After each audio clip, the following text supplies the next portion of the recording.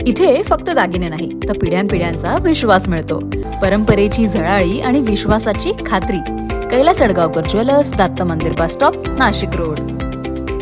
सदोष मनुष्यवधाचा प्रयत्न आणि विनयभंगाच्या गुन्ह्यातील रेकॉर्डवरील फरार आरोपी क्राईम ब्रँच युनिट 2च्या ताब्यात. याबाबत पोलिसांनी दिलेल्या माहितीनुसार पोलीस उपनिरीक्षक शंकर काळे, पोलीस हवालदार सुनील आहेर यांना मिळालेल्या माहितीने आरोपी सिद्धेश जोंधळे हा ज्ञानेश्वर नगर, पाथर्डी फाटा, नाशिक या परिसरात वावरत असल्याची माहिती मिळताच पथकाने सापळा रचून सिद्धेश मनोज जोंधळे याला ताब्यात घेतले. त्याच्याकडे चौकशी केली असता त्याने गुन्हा केल्याची कबुली दिली. पुढील तपास उपनगर पोलीस ठाण्याचे पोलीस करत आहे. सदरची कामगिरी पोलीस आयुक्त संदीप कर्णिक, पोलीस उपायुक्त किरणकुमार चव्हाण, सहाय्यक पोलीस आयुक्त संदीप मिटके यांच्या मार्गदर्शनाखाली क्राईम ब्रँच युनिट 2, सहाय्यक पोलीस निरीक्षक हेमंत तोडकर, समाधान हिरे, पोलीस उपनिरीक्षक बाळू शेळके, सहाय्यक पोलीस उपनिरीक्षक शंकर काळे, पोलीस हवालदार सुनील आहेर, मनोज परदेशी, पोलीस हवालदार अतुल पाटील, प्रकाश महाजन आदींनी ही कारवाई केली आहे.